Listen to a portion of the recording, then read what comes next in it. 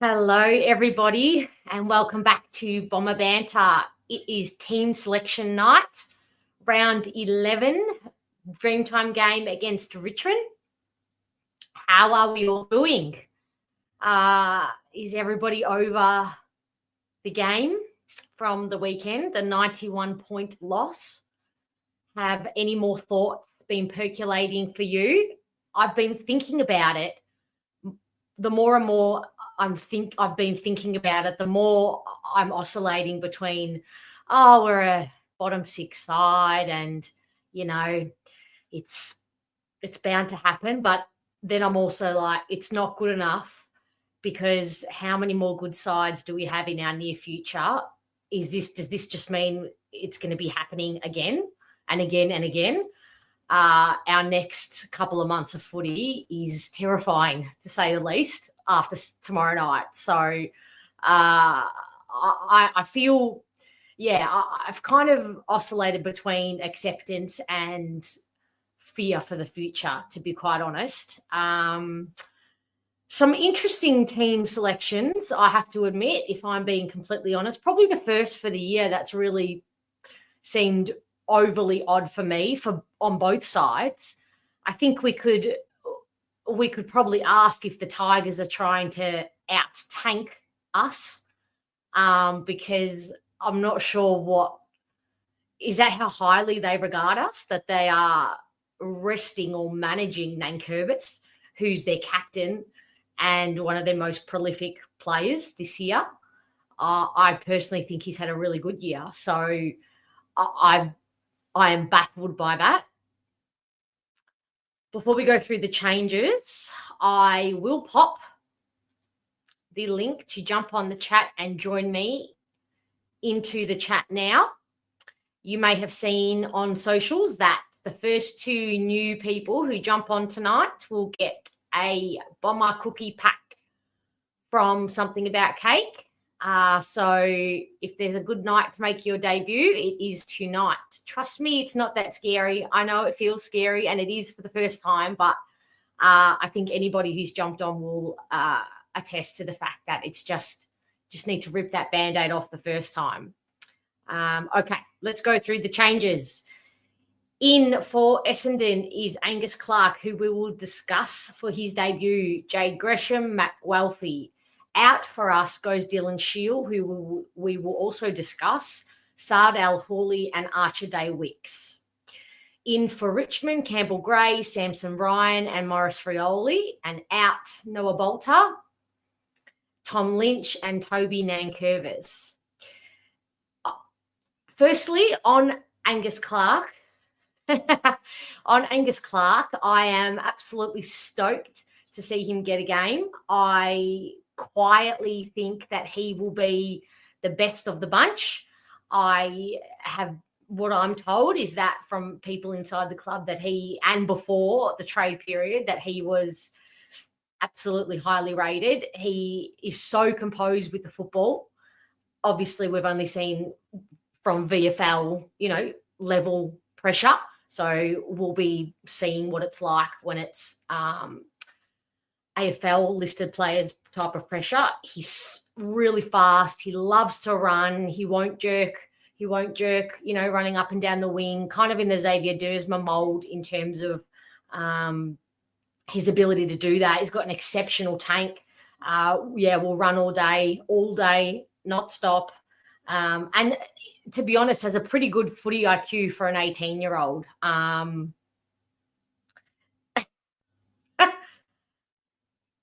Moby, you're coming at me with the riddles. It's Thursday night. I'm going downhill by this point. I don't know. Can you tell me? Bruce, Clark won the time trial about a week after he was recruited. Yeah, exactly. And whilst that looks really bad on the rest of on the base level of our team, he's just an exceptional runner, and probably will continue to win the time trial, to be quite honest. He's a half-baked flanker, but I suspect he'll play a lot on the wing. So I think, I'm super excited to see him. I'm trying not to expect too much from him, but I am really excited to see him. Okay, so what do we all think that Richmond are doing by resting Nankervis? What are your honest opinions on that? Let me know in the chat. Before I get to all your answers, I am going to bring in the first cookie pack winner of the night. Craig, hello. Hello. Congratulations on making your debut and winning the first cookie pack of the night. I'm so happy to have you. Thank you. Happy to be here. What was your first initial reaction on the team changes? Well, they were going to be those changes. I had a feeling Guelphy would come in. Brad Did does. you? Why? Because Brad likes Guelphy. I think Brad's got a soft spot for Okay. the way he goes about it. Runs all day, pressure forward. Yep. I think, he just loves Guelphy. Yeah, I thought I can see why they brought him in, like to just sit and play a defensive role on Vlastuin, who's in really good form. But I just don't see how he has the fitness to go with Vlastuin. Vlastuin is fit and will go all day. Yeah, I agree with you. They may use him in a different role. But yeah, I just think Brad has a lot of faith in Guelphy to do a job, whatever it is. Yeah. So do you think he will do more of a defensive role than offense? I think so. Yeah, I think he will. I think we'll try and stop Richmond's ball movement, and he'll be a key part of that, I think. Is there a chance that he's a sub? I think so. I think Angus Clark will play a full game, and he'll probably play mostly on the wing. Yep. I think it's a swap for Al Hawley, who I think needs more VFL time. He probably has some things I want him to develop, whether it be his tank or defensively.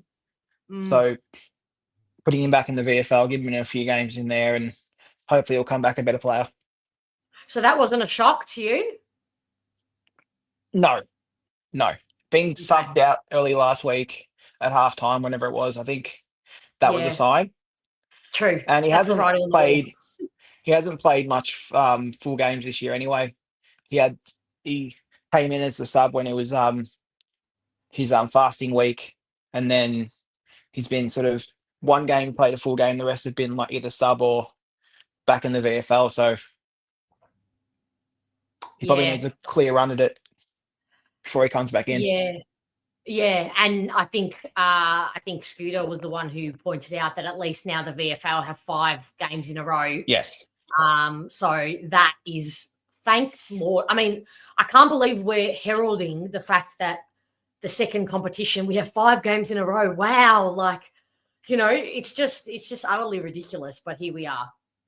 I've been complaining about it for years. They need to get the second tier reserves competition up and running, or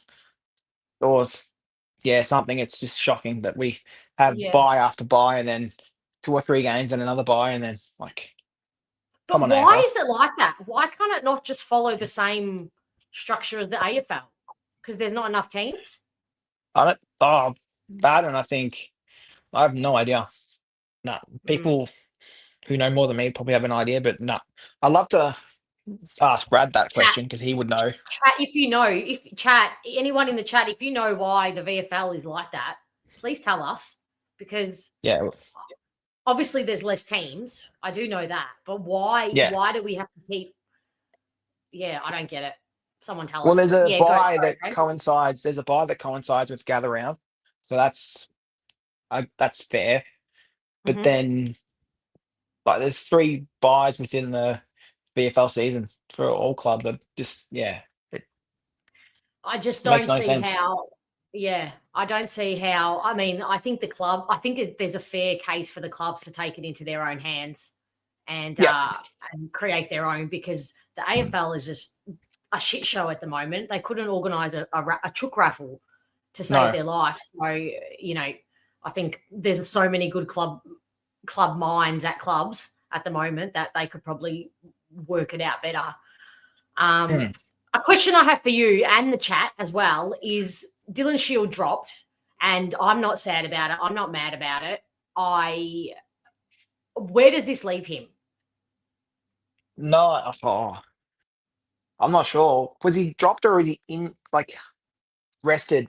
Or was it? I know it's admitted, but because it I, was pretty early in I the week, we were told he was going to be omitted. Or at really? least it came out that they reckon she was going to be omitted. So I Oh, don't know okay. I whether, didn't see that. yeah. But no, I have Oh, no yeah. idea. Like, I would almost, if you wanted to, give him another contract because we need more leadership at the club. But whether this is a sign that he's no longer in the future plans, and yeah, I have no idea. Because I thought he's been all right this year. Yeah. What do you think? I don't know. I think that in the past we have just held on to players like him for too long, and my gut just says you got to cut him if you want to prioritize players like Sardis and Hobbs, and Yeah, because essentially he's not taking their spot, but and then the other side of the argument is that we need a more experienced player in there. But when he's bad, he's really, really bad. yeah, And we that's can't fair. afford to carry him because we've got a No, team of young kids. And this could be said for all the leaders at the moment. We cannot be affording to carry bad leaders and bad, more experienced players because we've got a team of kids. mm. It's sort of a conundrum I have with Langford. I Yes, love and Langford; he's a leader, yep, but yep. he's having a poor year. Um, so he's out of form. What do we do with him? I think we keep him because he's been beneficial for the young kids. I know he's been a great leader for Caddy and great mentor and all that sort of stuff. But has And I'm pretty he on sure the ground? probably not on the ground, but more so off field and at pre-season and at training and all that sort of stuff. Mm, But you gotta, if things don't pick up for Kyle, you gotta ask the question and whether it's worth tapping him on the shoulder because I know he won't. He loves the club. I know that for a fact, and he won't put his hand up and leave because he probably wants to be a one club player with us. But it may become a time where we have to tap him on the shoulder and see if another club will take him. mm, Um, if things don't pick up, because I love Kyle. I've loved him since he started, and it's disappointing to see him in the form that he's in. But yeah. if we got to make the call, we got to make the call on players like him. Yeah, and that Shield falls into that category. Yeah, Like yeah, when same. they're good, they're good. But we can't Yeah, afford to carry when they're so bad that they're a liability. We yeah, may as well have one less on the ground. yeah, I think we've got to have that strong mentality of just not tolerating that, despite yeah. how good their Yeah. is. Well, I posted this morning. We've got 14 still players that are still out of contract. 14. Um, 14. That includes Draper, Reed, Brian, Shield, Goldstein, Menzies, Setterfield. The list goes on and Yep, on. yep. And a few of those And players. I think a few of those. Craig, Sorry. how many from that 14 would you say are absolute locks? Like, so oh assuming they all want to stay. So assuming they all want to stay, like Draper, Brian, I'm assuming they all want to stay. How many yeah. would you say are locks? Oh, probably no more than 7. I'd say I'd probably get rid of half of them. Yeah, I completely It could agree. be another big year of delistings. Yeah. Like I have Sam Draper, Zach Reed. I think Pod Goldstein will stay on just to help with the soft cap, and he doesn't cost us anything anyway, list spot or Mm, nothing. Um, hmm I'm not sure on Hobbs, but I think he'll stay. Setterfield, I think Brad likes, and may give him an extra year. I think he's earned Um, it so far after 10 yeah, he games. has. I think Pryor may keep his spot. Um, He's Laverde known for that. may, yeah, Laverde he might get traded or delisted. Davey, I think the same. And Luau is another one I don't think will keep his spot. Yeah. That's Um, another, so yeah. that's So that's another 7 turning over. So it'll be 27 players turned over, possibly more, who are already. And then we'll have our depends on if we keep on our mid-seasons as well, because we've got 4 spots. Yes. And that's another conundrum for the list management team. Yeah, it is. I mean, who really knows, to be quite honest, Craig? But thank you so much for jumping on, having a chat. You're welcome. Thank you. I know who you are, so I will contact you to sort out all your details for your cookie pack. Yep. But congrats and thank you, and hope I see you again now that you've you will. ripped off the Band-Aid. Yes. Cheers. See you, Craig. All right. Bye. All right, James, I'm coming to you next. You're going to tell us about the VFL, so get ready. I want to hear what the VFL are doing, James. All right. You in the chat are making me laugh already. Bruce, there's 21 teams in the VFL. Is there? Why does it feel like there's way less than that? That's weird. Scotty, how are you? Thank you for being here, my friend. I think Sheely's depth, the backline experiment, early days didn't work. He's behind our key mids. I completely agree. Richard, thank you for being here. Sheely's stopping Sardis's development. Yeah, I have to agree. Yeah, Moby. Okay, they do have 21 teams. They start later, 3 buys. It's a shit show, not taken seriously. Yeah. How can they? I don't understand why they wouldn't take it seriously. The AFL, their wondrous product is better for developing players better in the VFL system. I don't get it. It's a domino effect. They should give a shit. They're just dumb. They're so dumb. Langford's playing on a wing for some reason. We love plucking a key forward and putting them out of their depth on a wing. Oh, my God. Why is that so true? Oy. Matthew, thank you for being here. Langford struggled as well in the second half of 2024. And he wasn't injured last year, was he? At all. Brad loves his misfit wingman. I mean, make it make sense. Please make it make sense. We have 27 wingmen, yeah. Please don't make this be the new let's draft, mid-height backmen who can be midfielders. Please don't make that's the new that. When Draper is bad, chuck Goldie on a wing. I mean, at this point, why the hell not? Richard, you think 3 are locked, Draper, Reid and Bryza? Yeah, and I think Setterfield so far, there's still time, but I think 10 rounds in, Setterfield has earned another contract. Who knows if his body will hold up? That's the only question for me. Yes, let's talk, Matt. Let's talk about Cox. Why don't you jump on and talk to me about Cox? Most of the players we kept on big deals have now lost most of their trade value. I could not agree more. Super Dunk, that is a great point. All of our long terms, or most of them, as you say, those 3 in particular, disaster. That's a disaster, those 3 signings. All right. James. Hello. G'day. How are you? I'm all right. How are you? I'm good. I'm sorry. I've had an absolutely shit. No, I don't want. No, I'd rather have someone else. It's all good. You're a neighbour. You can give me one anytime. I've had a shit day at work, so I thought I'd jump on and talk footy. Absolutely. This is what we're here for. Absolutely. Okay, forget the day. Put the day over there. Doesn't exist. Park it. Absolutely park it. Be in the moment with me. Talk to me. First question I have for you is the changes. Did they shock? Yes. Did they not? What were they again? So in Guelphy, bit of a shock. Wasn't sure if he was ready yet. Hadn't seen much of him in the VFL. When I have watched, he didn't seem to be doing a lot, to be honest with you. So that was a bit of a shock. Who the other? Oh, Clark. Obviously, we knew. I actually thought Johnson might have come in before Clark, but I think he's been playing, from what I could gather, a bit more on the wing in the VFL and training on the wing. So for me, that was, once you realise that, it probably wasn't a surprise because I did expect Al Hawley to go out for whatever reason. Who's the other in?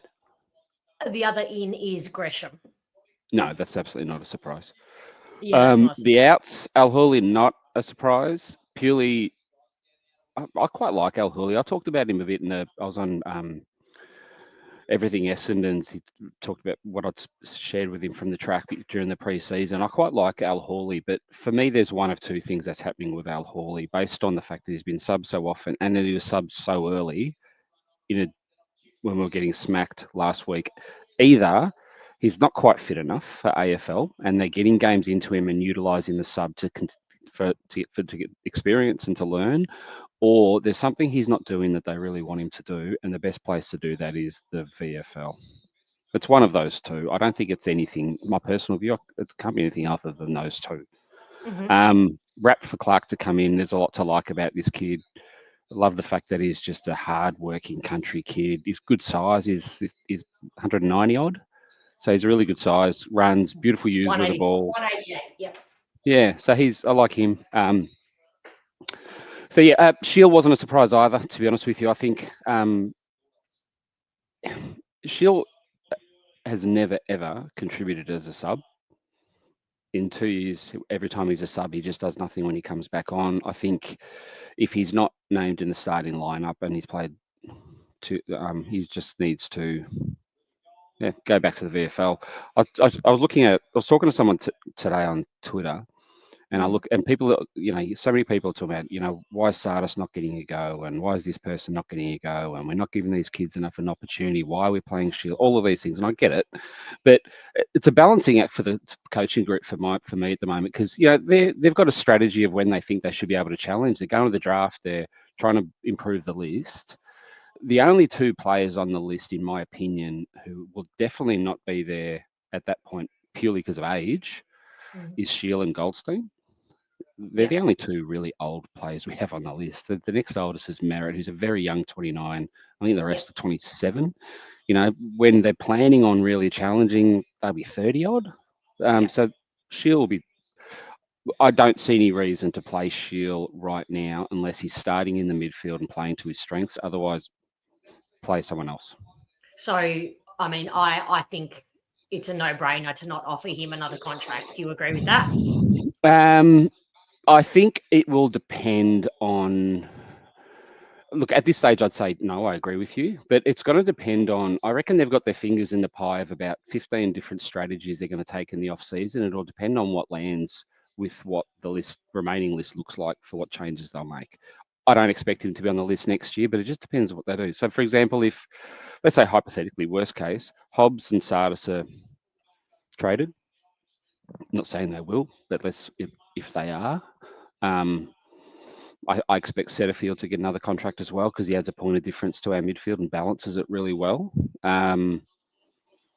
Maybe Shield gets a spot, but I think it'll depend on other list moves. Right at this point in time, with what we've got, I'd say no, he doesn't go around again. I think personally, not with us. We've seen what we can get out of Shield. What I guess is the harm of not offering him a contract, but seeing what other more experienced 27-year-olds are out there being put up for trade from other teams. We know what Shield's going to bring. We know his ceilings now. We know, that he's inconsistent. We know he can't be a sub. We know he's not good for leadership. So what is the harm of just not? It's not like we don't like. It's not like we get rid of him and we can't get in another experienced trade potential. Obviously, won't be an A grader because teams won't let go of A graders. But if we can get another, B, C listed player from another team who can possibly be depth in the forward line or the back line or even the midfield, I would say we've seen enough of Shield now. We've gotten, he's just done as much as he can in terms of getting as much as he can out of his time at Essendon. I don't think we're going to be pleasantly surprised next year if we see the same from him. Yeah, no, I agree. Yeah, if, as I said, as things stand right now, and I don't expect him to be at Essendon next year, or nor should I. I like Shield. When he's at his best, I quite like him. But I don't see the value in it right now. But do you agree that with someone in the chat who said he's holding up Sardis's development? No, I don't think. Prioritise him. Yeah, but we're not really playing Shield in the midfield a lot. Like when he came on as sub, he played on the wing. He's been Yeah. subbed. He's been subbed the last 2 weeks. He's I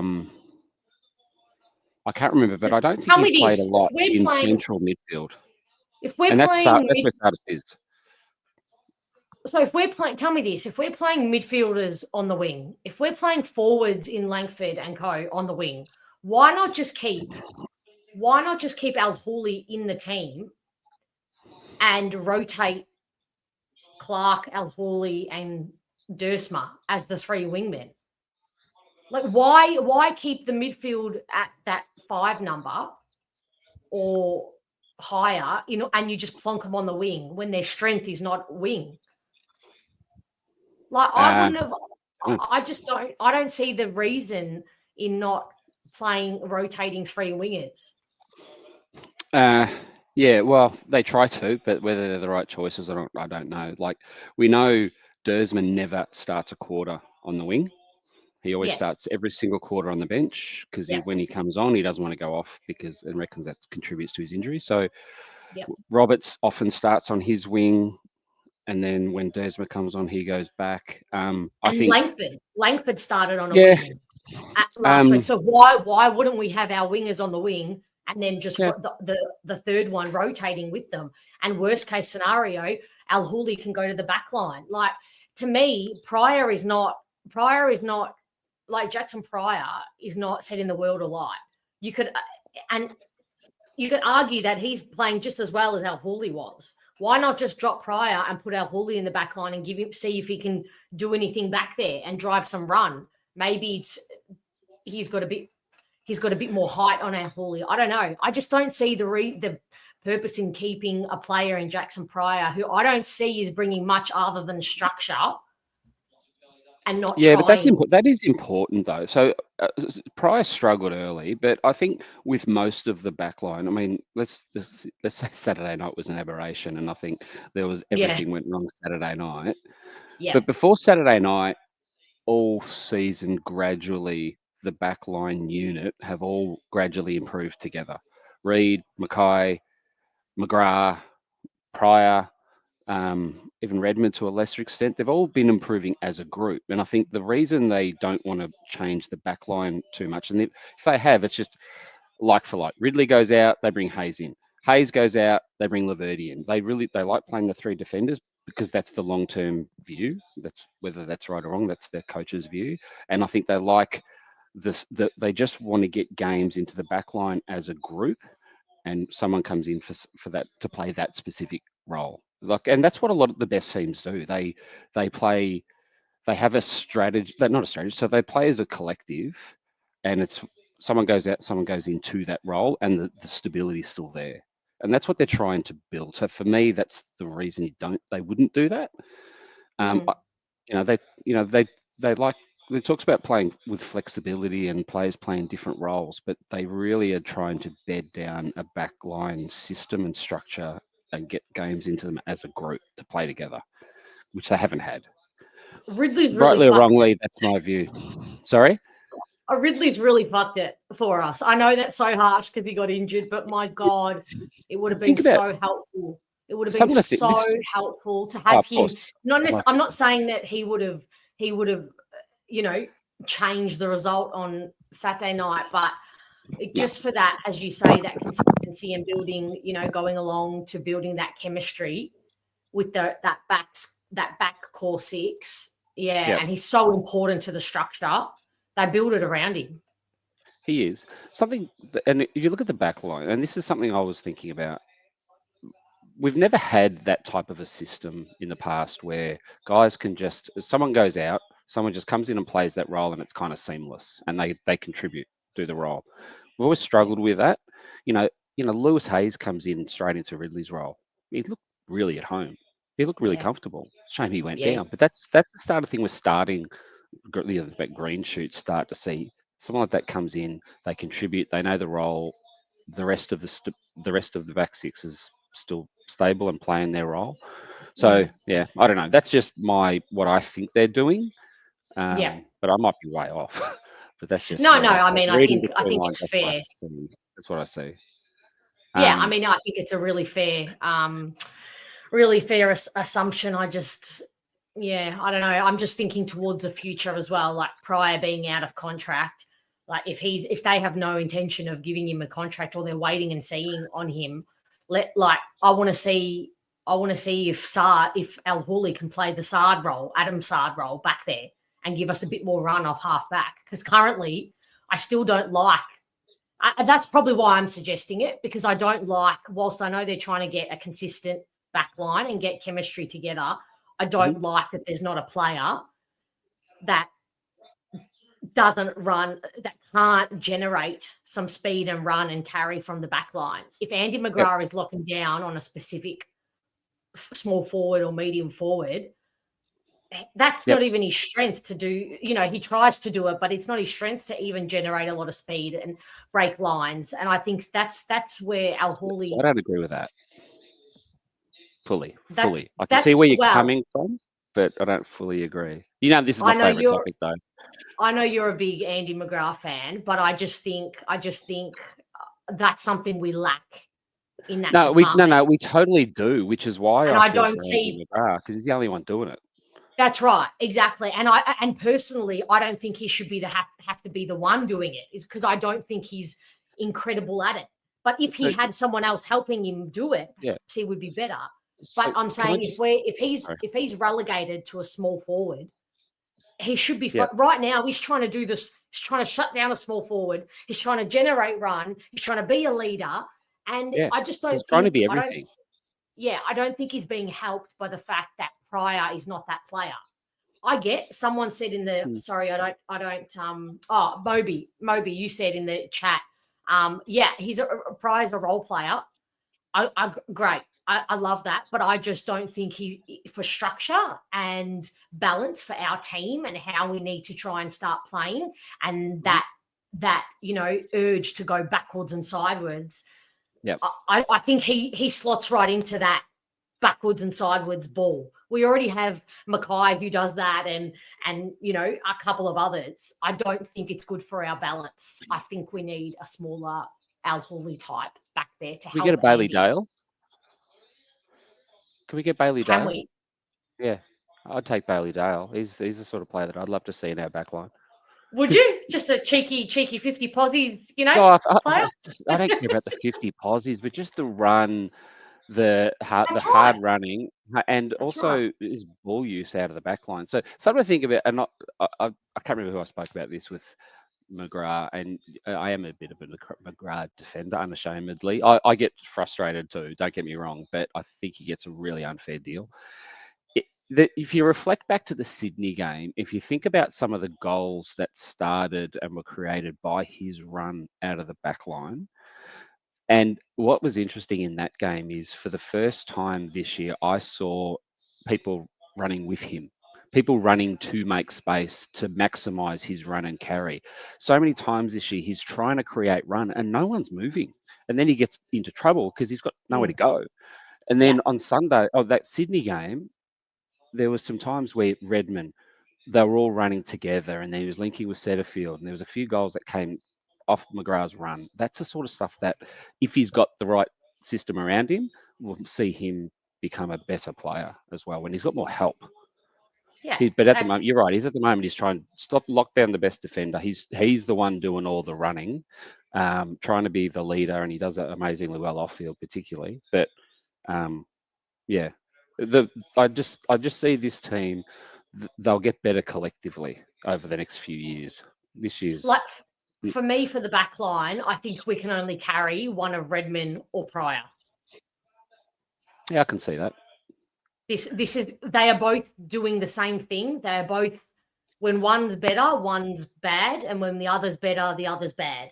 And if they're both role players, what are they? Redmond is not generating run like he used to. He's not intercepting like he used to. I mean, I see the obvious writing on the wall, but I also see their intent in keeping him in the team. And I know we want to keep the back line together, but it's just, again, I'm just repeating, but I think getting rid of one of Redmond or Jackson Pryor and giving either Johnson a go, back there, or our Hawley back I like there. Johnson. Love Johnson to be that tag team with Andy. Why not start getting that chemistry happening? I just, yeah. I think it's. They obviously don't agree, but I certainly am feeling that more and more, especially with the backwards and the sideways kicking. That's why it's happening, because players like Redmond, Pryor are not moving, are not generating run, and I don't have the skill set to. Redmond probably does sometimes, but they don't have that desire and to run and to break lines. Yeah. So anyway, that's the back line. That's my back line issue. Yeah. No, I get it. I think there's look, I could see as the year evolves, because I do think as the year goes, it is going to get tougher for our team, especially if we get any more injuries, because people probably, I think, undersell the injuries that we've had to key players. Like, I think our tools, we're so thin, threadbare now with tools, and they're all season wise. And I think as the year progresses, it's going to get tougher. And I can see them doing things a bit different in the back half of the year. Maybe wrong, but I could see that happening. And I think I expect to see more debutants. But on a positive, how exciting is it that we've had 6 debutants now already in 10 rounds? 10. Well, yes, this will be 11 rounds, 6 debutants. The last time we had this many debutants was 2022. We had 7. So I dare say we're going to match that this year, because no doubt Zach Johnson is going to get a run. If you haven't seen him run around in the VFL, I definitely would recommend it. He's quite fun to watch. He's always got this very animated look on his face, focused, and I love it. I would definitely watch a game, stream a game online, or when we have a game next. Yeah, so he'll definitely. Yeah, and I dare say I think Vigo will get a go as well. Visentini will get a go. So I think we'll break the record. I think 2022. I'll tell you who I like in the VFL, and he's probably a couple of years away, but I really like what's his name, Kyle Gerran. Oh, Gerrine, yes. Ryan. Oh, he's raw. Yeah. He's raw, and he's a ruck forward ruck. I'm not sure what they recruited him as, but he's playing mainly forward. But I quite like him. He says something about him. I reckon in a couple of years he could be a very good footballer. Yeah, he's exciting. Yeah, it's great to have I don't see him playing this year though. No, I think we'll cap it at 8. I think Zach Johnson and Vigo will probably get a go for the rest of the year.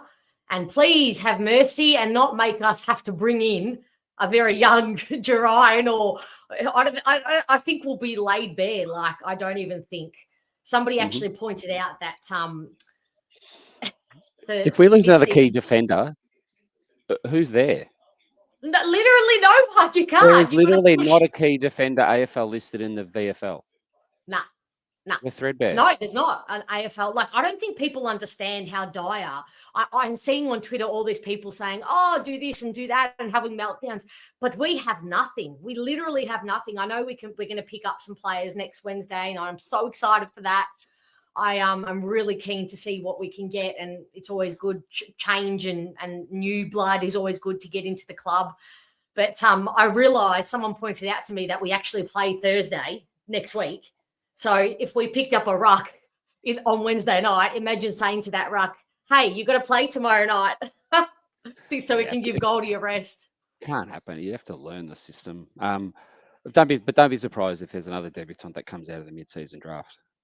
So it could be. I'm only saying the VFL players right now. I think we'll take 3 players. I think definitely. And I've got no idea how many we'll take. I have a feeling we'll take 3, and I think 2 will be ready to go. From, like, they'll be older. I think they'll be 26 in that 25 to 30 bracket.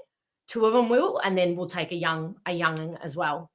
We'll definitely take a defender, a ruck, and a baby. I don't know who shared it on Twitter. Someone posted on Twitter yesterday, I think it was. I haven't seen a lot of him, but I quite like him too. He's in our VFL. He's Nico.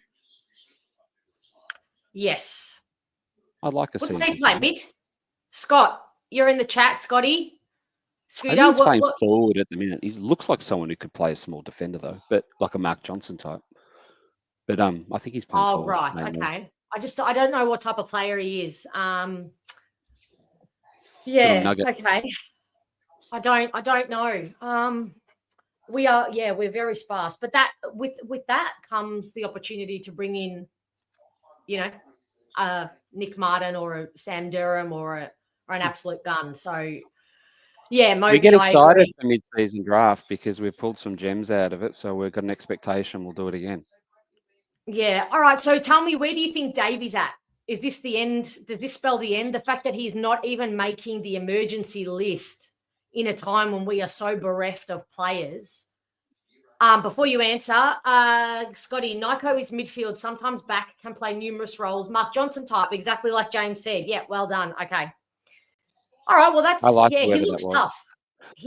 That's Scooter from Lunchtime. Strong boy. Yeah. Oh, was it? He Okay, looks like he's a toughie, like he's a bit of a scrubber in the mold of Mark Johnson. Yeah. So yeah, all right, on Davey. I can't get a real read on it, but it doesn't feel promising for Davey. Who knows? I mean, he had a late. He was actually looked really good in the preseason. Then he's hurt himself. He's kicking goals, but not doing much else. He's kicking a few goals, but not getting much of the footy. But that's probably not his go anyway. But I don't think it looks good for Davey, but it could purely be that they're just trying to get him to develop further in the VFL. But How if many I years had has to he been on be, the list? is this his third? No, more than that. Sure. Surely it can't be only his third. He was in the Hayes draft. Hayes was in the Davey draft. I reckon this is his Oh my third season. God. Feels His like third season. Davey has been on the list for 1,000 years. Yeah, no, I think this is only his third season. I might be wrong, but I'm pretty confident it's his third season. Okay, wow. Yeah, I had Unless Hayes has been on the list for 4 seasons, which I don't think he has. I think when Gresham's out, it's his third. Okay, somebody's confirmed. Thank you, Mr. 8 Bomber. It's his third. Wow. That feels like he's been on the list for a long time. Wow. Yeah. So such high hopes for a position that remember how we have excited we all were? Remember how excited we were when the Davies were coming through and we were going to get twins in the father-son rule? Just hasn't worked out that way. Upon reflection, yeah, that was a very, very backfired. But we live and learn, don't we? Yeah. Last point, and because you're probably sick of talking to me and you want to get someone else on, just throw something around. Our list build strategy, whether that be going to the draft, the types of players we draft, etc. I'm sure people have noticed since Rosa has had the full reins, is very different than it was in the past. So I'll give you an example. I don't believe this regime would have recruited Sardis. I'm not knocking Sardis. I think he's got some stuff to offer, but I don't think we would have recruited him if it was this regime.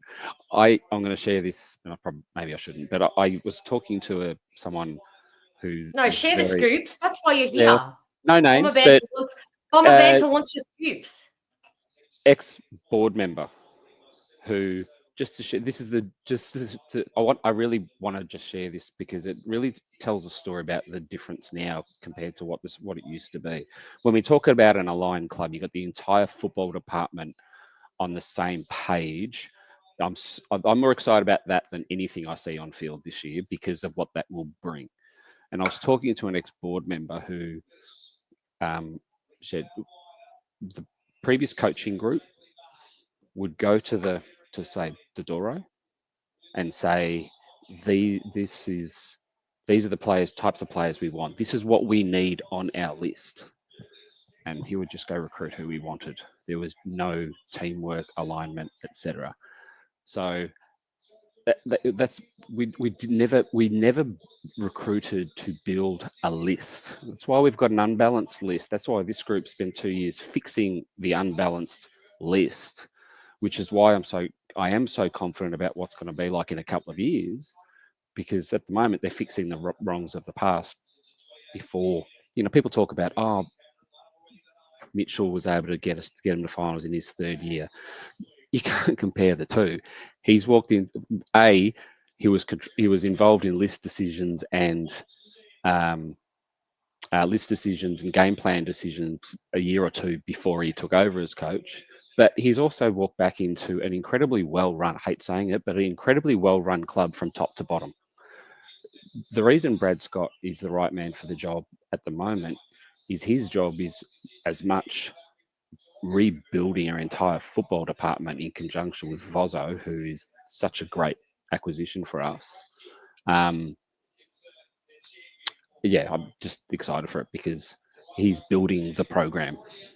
Don't know if he's the right person who will take us to the final land of glory. Hope he is. I really do, because it will be off the back of the work he's doing when someone does do that. And I said when, not if, when. Yeah. Thanks for clarifying that part. Yeah. So you're a believer. Total. Yeah, not this year. Never expected us to challenge this year, but I expect we're in games in the kids. We're getting players playing together. I think next year, not sure. It's going to be a bit harder because some of the key players are missing the start of the year already. But I do expect improvement next year, and then really into 27, 28, which I think does align to what they've said in their reset strategy. Excuse Mr. James, just a tip for next time that you appear. I think we need to put Anthony Hudson on mute, or whoever, Mark Howard, who's commentating the game that's on at the moment, because we can hear it in the background. Oh, can you? Sorry, I don't even have the score. Oh, can you give me an update? Somebody give me an update what the score is. Yes, I completely agree on having the aligned club, and that's why these are all the finicky details now. The game plan, the players, Yep. These are all the little bits and bobs that you can maneuver and manage. But if that top tier looking down is so disjointed, out of a line, in conflict with each other, all on different agendas, all for different reasons, most of them self-serving reasons, then nothing is going to work. So this is why I keep bringing myself back to when it gets tough. We just got to wear some pain at the minute, unfortunately. Look for the green shoots and look for the positives, and unfortunately we'll probably will have another one or two nights like Saturday night. That's what happens with young sides. But there'll be there'll be some good stuff in there too. And look, if we didn't do what we're doing, Merritt was gone. I believe. I reckon if Barham didn't come in, do what he did, got another coaching group in and took control of everything and got the club focused on working together as a full group, Merritt was out.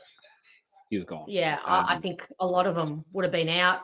I don't think a lot of the ones we got in would have come. So there's more to the decisions. There's more to the people in power now than just them being in power. It's all the other decisions that are going right for the club as well. How good was that footage of Merritt sitting with all the past Essendon captains during the week? I mean, the first thing I thought, Chat and James, that I thought when I saw it, is somebody just sitting on all of these people and just following them everywhere they go? Or do they just sit at Port Melbourne and just scour for anybody in the industry? Like, who is sitting there finding that, watching it and filming it? That's the first thing I thought. Well, that's not what my first thought. My first thought was, oh my God, I would pay money to sit at that table and just listen. Oh, yeah. I mean, it's just absolute legends of our club. Yeah. And so much talent there, so much leadership. Yep. Do you want to bump me and get someone else on? I'll give you permission. Thank you so much for your contribution and for joining me tonight. You are welcome always. Thank you so much, and I'll talk to you soon. Good night. Bye. Oh, that was a great little yarn with James. All right, there's still one cookie pack on offer. Who is going to be brave enough to join me? The link is in the chat. Come on, someone's got to do it. Someone's got to do it. All right, the score. Architect, hello. How are you? 44 cats, 34 dogs. All right, so it's close. Oh, Michelle, thank you, Michelle. Just on fire. Oh, is he? Okay. Is there any niggle happening between Bailey Smith and the dogs? I need to know.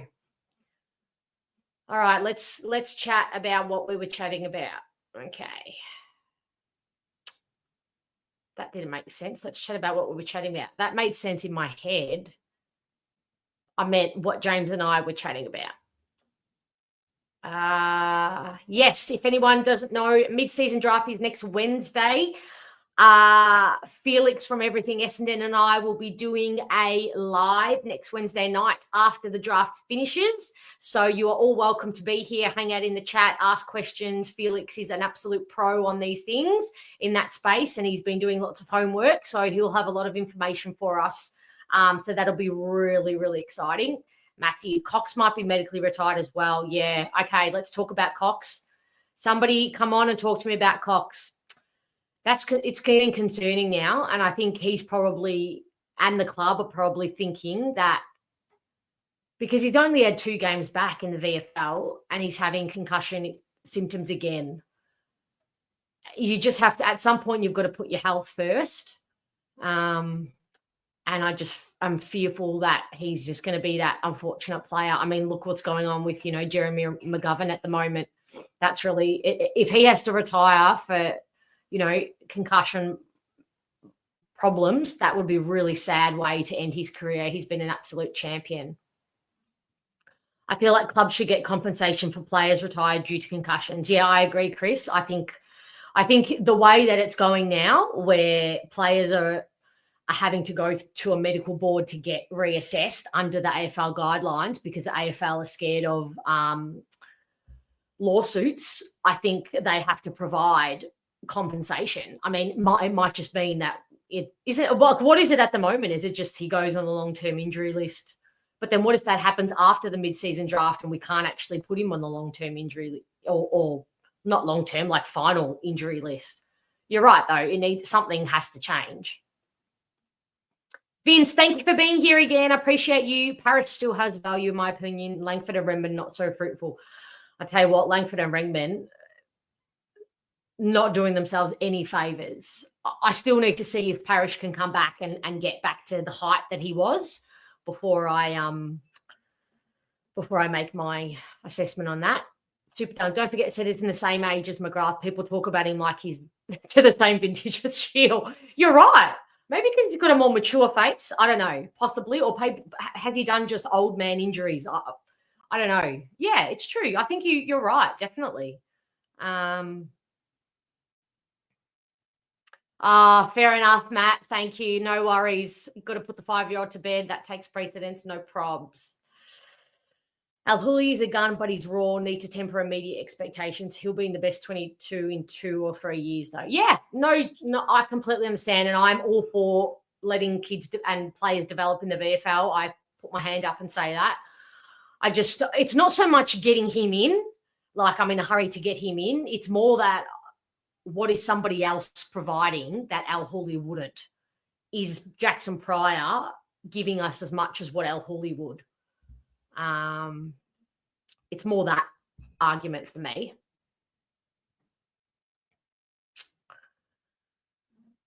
Richard, you think Hobbs has played 50 games? He needs to be on the list. His next 50 will tell the story.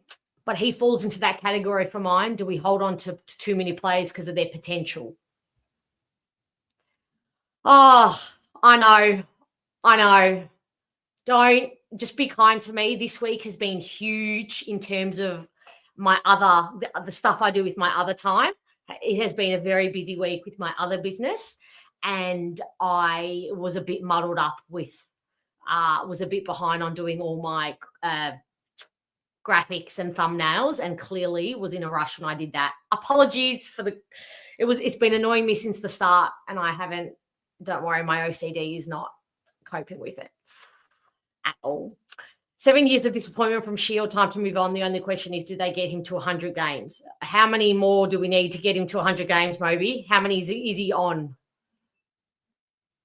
Splendid Deferu, thank you for being here. We need to move past Shield. Agree. I agree. Sardis holding himself up. 100% agree. Yeah, I agree with that sentiment too. You don't think Hawley has the fitness, hence why he's been played as the sub so much? Possibly, or maybe some of his defensive running or accountability is possible.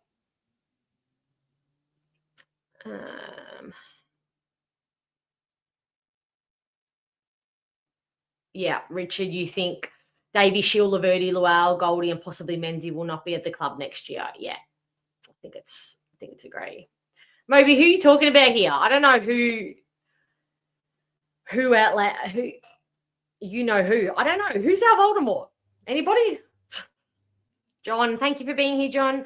Just got to keep going in the list. Yeah, I think it's a good. You know, the question I have: do we hold out and just keep gutting the list and hold out until we can get the players in that we need to fulfill the game plan that Scott wants, or do we change the game plan to fit what we have? Because you just never know if you're going to get those players in.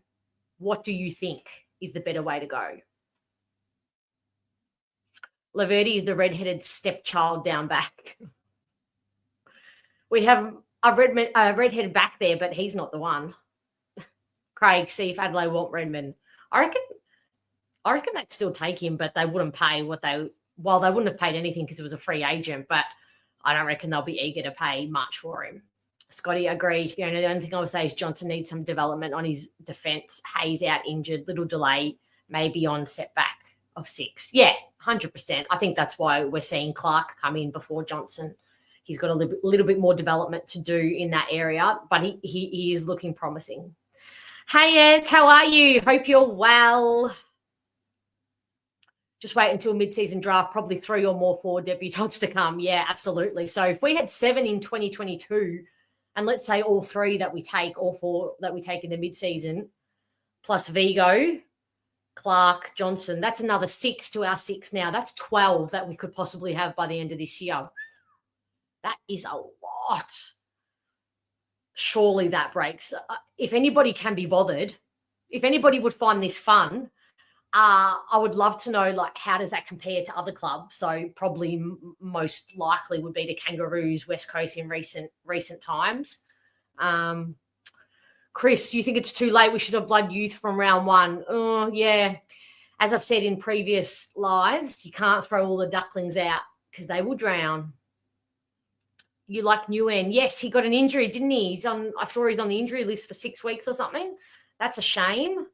What happens with him? He gets a contract though, right? Because I think he automatically gets a contract.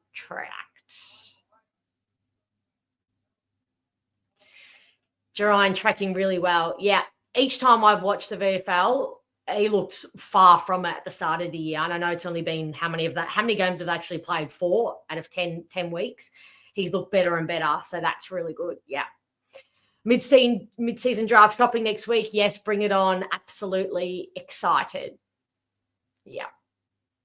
Very excited. Do we go a VFL defender mid-season? Yes. Or a defender. Or a yeah. In short, yes. Yes, that's true. I think, Scott, you're saying when James asked if another defender goes down, yeah, that's and that's not a bad, like, who would do this? Who do you reckon this is a good way to help Langford get some form, chuck him forward? What else can he play? He's playing in the midfield. No, his body can't hold up in the midfield, and we already can't fit all the midfielders in the midfield. But yeah, chuck him back maybe. Maybe Pryor forward or Laverty forward. What if we change Laverty and Langford? Maybe that would help both of them. Heath, hello. Thank you for being here. Do you want to come on for a chat? The link is in the chat. Would love for you to join if you're keen. I promise it's not as scary as it looks. Vince, just take talent. Don't stress about positional need. Just take the best player available. Moby is asking, Vince, are you Adrian Dodoro? I have this question too. Isn't that what we did in the past? And that's why we have such an unbalanced list. Yes, absolutely we do. Oh, okay, this is confirmed. It's not Adrian Dodoro because you don't own a single jacket. That puts puts an end to that. State school and country boys with tats. Sounds good to me. No offense to the private school kids. Yes, I still can't believe that Davey's in his third year. That's crazy. I assume that's something got to do with Star Wars. Yeah. I didn't see that in time to ask James, but I'm the wrong person to ask that. I'm assuming that is also related to Star Wars. Okay. Super dumb. Who do they take instead of Sardis? Yeah, Filippo. Filippo's the one. And I am told with good authority, I mean, we all know Filippo wanted to come to the club, but I know that there was a few porcupines told to a lot of that draft group. And I'll leave it at that. But absolutely, Filippo would have been the one without fail. Would have fit into our group really, really well. Vince, they should have traded the pick. There were big offers for it, missed opportunity. I mean, hindsight's always great, isn't it, Vince? I do remember there being lots of offers for it. Why Vozzo as CEO was a great decision. He had the experience with list building, Eagles premiership side, has Rosa and has Scott. Yeah, agreed. Everyone's on the same page. And yeah, it's about gutting the list. I really do think. Brad knows that. Yeah, he's there for the right now. It just, we all overreact in our minds to a 91-point loss because it's so deflating for supporters and for the group. And a part of me is like, well, no, they'll respond and we'll just go on this roller coaster of respond down. But that's when you dissect that, that's what a bottom 4, bottom 6 rebuilding team does. That is exactly what they do. Ange Postecoglou will be ready when Brad hands over the reins. Yes, he just won some soccer thing, right? Oh, Cats are up by 4 points. How long ago was that? Oh, that was 15 minutes ago. Okay, sorry. A score check, please. What else is happening, chat? Oh, okay. You're a diabetic, Richard. Gotcha. Well, I'm sure you have friends and family.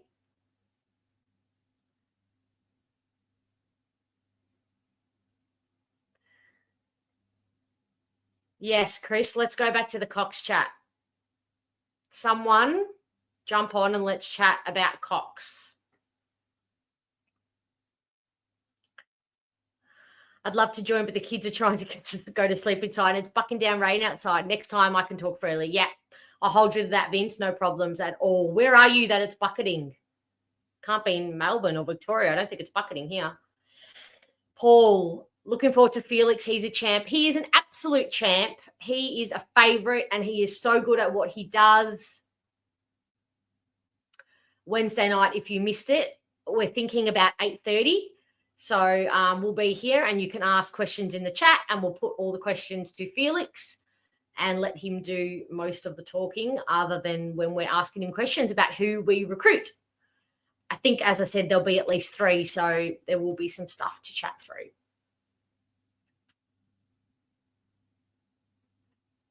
Rick, thank you for being here, Rick. Will there come a time when helmets become mandatory? Wasn't there a study that showed that helmets don't actually prevent concussion or do anything? And I remember thinking at the time, how can a helmet not help at all? And every time I watch like my 18-year-old cousins play their footy and there's kids with helmets and things like that, I think it just bewilders me that a helmet doesn't actually help at all. It's surely got to be some kind of prevention and, kind of stop that jolt and that heaviness from a hit. But yeah, possibly. No way Parish is super second half of the year. Missing half the year is no good for fitness. No, it's not. It's definitely not good. It's been unfortunate for him. And what worries me, it's just one thing after another. That's when you know that your body's trying to compensate. So when one thing happens, your right hip goes, your left shoulder or lower back will go, because your body's trying to compensate. And that's just when it all falls apart. Should we look at a trade for Langford? Yeah. I mean, my gut says no, not as strongly as it would for Redmond, but I think it's got to be talked about. And I feel Langford out of form, hopefully can get back to his best, but my feel is Redmond's effort discipline is somewhat conditional. Yeah, it absolutely is. It's 100% conditional. 100%. Clearly, the game plan doesn't work. Kicking backwards constantly doesn't do it, and that comes on the coach. I think you mean that comes on the coach. Yep. Yeah. Hi, Dennis. Thank you for being here. You're defending. Jackson's defending. Talk to me more. Jump on the chat and tell me why. I want to know.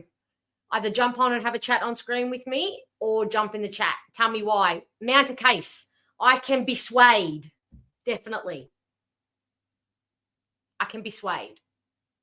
Oh, thank you, Jeremy. 93 games for Dylan Shield. Oh, God, they'll be so tempted. They will be so tempted to get another 7 games in him. Absolutely.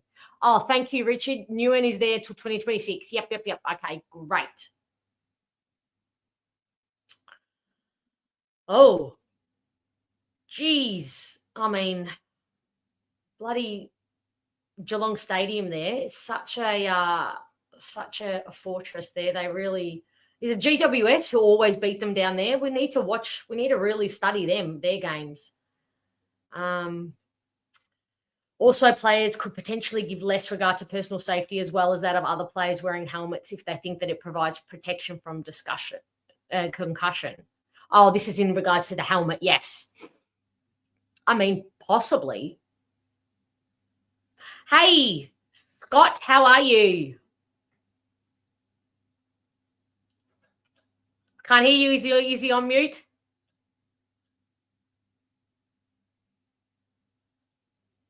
Oh, all right. We'll just wait for Scooter to get his sound happening.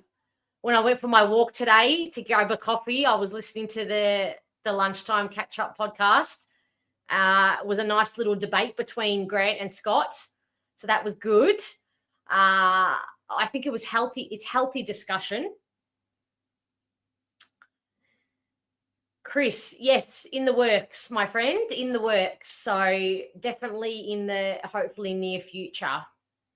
Craig, what did Craig say? Still can't hear you, Scott.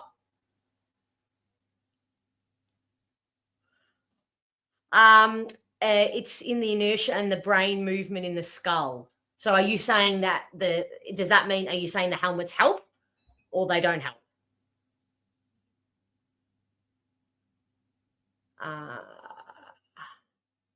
Move Cox on, just got to cut out losses. Yeah, I think I agree. You're in Sydney, Vince. Okay, don't hold it against you. All right. I won't hold it against you, but only if you come on. All right? Only if you come on for a live. Brett, how are you, Brett? Hope you're well. With Archie Roberts, we can thank Lloydie for him. He coached him at school. You're right, he did. You can see Lloydie ringing the club at draft time saying, I educated Archie myself, and this is the player we need. Yeah, it's he absolutely, yes, I do remember that. I don't know if he actually told our recruiters to do it, but he absolutely did. No worries, Scott. We'll hang out for you. In the meantime, hey, Dave. How are you? I'm good. How are you? I'm doing all right. What are your thoughts on the team changes? Oh, I'm happy with them. They Shield had about 3 or 4 games when he got moved out of the back line back into the middle, and he played all right, kind of going inside, and then coming out, and then he got injured, and he just hasn't come back at all. So play the kids, try someone else, just do it. Yeah. do it now. And I think Shield, whenever you see the interviews with Shield on the TV, he's asking the club for another year. So I think he's a fairly smart person, you would assume. So I think he knows that that the time might be coming to an end, and he might need to look elsewhere. Should we not have just cut our losses last year when St Kilda were having a sniff? Yeah, but you don't know that we're going to get all those injuries and stuff, and so that's kind of where it's kind of paid off. But with the kids that have come in, I mean, how many have we had? We spoke about it before. There was 6, that have come in, and anyone can play in the midfield, really. And you've still got to get Parrish in there, and Parrish needs a run at it. And that pushes Shield out, and he can't play anywhere else as far as I'm concerned. He's not a wingman, but yeah. So, and the kid Clark Gussie looks all right. He's going to be a fan favourite, that's for sure. So. Yeah. It'll be good to see him play. And who was the other one that was coming in? Johnson, or you say for the game? Oh, Guelphy. Yeah, Guelphy. Yeah. Gresham had to come in for the purpose of I just think for the numbers of Indigenous players. I think that was part of the reason. That's a total blight. Like, I hate that. I know, but it's I couldn't see any other way. I know he was injured and stuff, but he wasn't really performing before he was injured and that. Exactly. So that's the only reason I can think of that he came in. Nankervis, I think I heard something on the radio earlier in the week where I think he's very sore. And it might have been Uzo that said that. So, but whether or not that was, I think I heard that on that he was sore and stuff. But you won't know. We won't know until after the game anyway. I think Uzo will kind of keep it to himself. I think they would have seen this game as if Nanky's sore, they would have seen, a 56-year-old Goldstein opponent as a good opportunity to rest him. They will like their chances with Samson in the ruck up against Goldie. Yeah, Goldie will still get hit outs. It's the around the grounds that when he gets the chance to go up for the ruck, it's So a lot of it's after watching the replay, and I don't know why I watched it again like you did, but he dominated in the ruck. Like he actually, I think it's a lot of our players need to learn how to play to him because they haven't. They've played to Brian and certainly Draper and stuff, so they're used to that. So so hopefully that changes. I'd love to see Merritt just in the middle for the whole game this week because there's all kids in there that he's going to be playing on and stuff. So it'll help Richmond's kids to see that, and I think he can just he should. I'm hoping that he just dominates this weekend. Yeah, you'd think that performance would have really hurt him. So you definitely would want to see a response, not only for the way he performed, but just, having that, I think he believed also that those kinds of performances and those kinds of margins were in our rear view. I think he genuinely thought that wasn't going to happen, but it's probably a good, not a reality check because I don't believe it was that, but it's probably good for him to see, to be, to get another real glimpse at where we're at, Yep. And who do we have off halfback? The only other person that you could put back there is Martin. Yeah. Because he runs forward. He runs, and he handballs forward and stuff. And no one else does that other than McGrath. And McGrath can't do it all the time, unfortunately. So I don't necessarily like the knockers on McGrath because he can't be everywhere. And then when his defence lets him down, it's not really because of him. Sometimes it is, but it's the help that he doesn't get. from everyone else. People need to run at him to get the ball because Yeah, they know the I way he completely- kicks. He's not a big kick, but No. he can penetrate it. He kicks it low and he kicks it hard and stuff. So Yeah, I think I think there's certainly teammates letting down other teammates. Yep. In this team Yep. at the moment, and they're not the Yep. kids. No. That's all I'll say. Yeah. Which is I understand it, but I also hate seeing it. I understand it because they haven't been drilled into a really successful, what it looks like to play unconditional football for your teammates. And so some of them play very conditionally, and that's what we're trying to do. We're trying to gut those players out and recruit players who come in under this new non-negotiable, unconditional way of playing. But you can't gut that's them why you're all because seeing then now. you've got No. And you're seeing that now. Durham was probably the start of it. You're seeing it with him. Massimo, we got a bit of it to see, but then for some reason, they let him go. But you're seeing it with Archie Roberts and a few others. You're just, starting to see it as well. So everyone said it's going to take.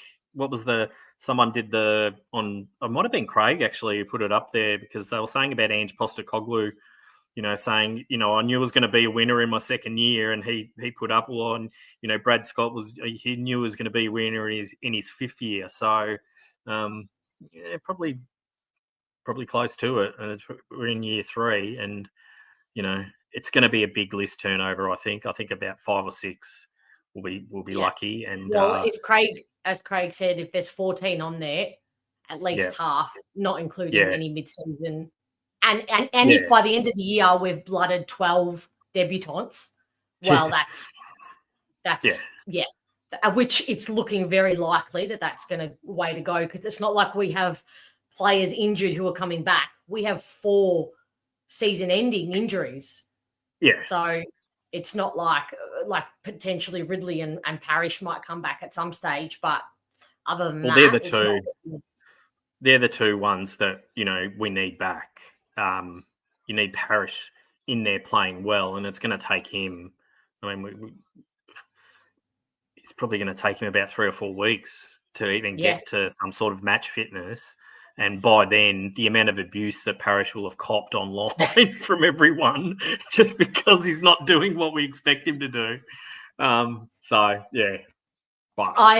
the only thing I worry with Ridley and Parrish is that every time they'll come back in, I'll just be worried that they're going to do another injury now. Not so much Parrish, but definitely Ridley.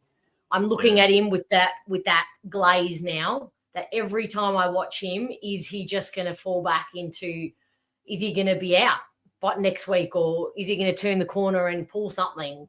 And I hate that that's going to be the feeling, but it just worries me. Yeah. But he's out, he's the leader. Have a good night. Yeah, and he's for structure. He's, he is everything for our structure.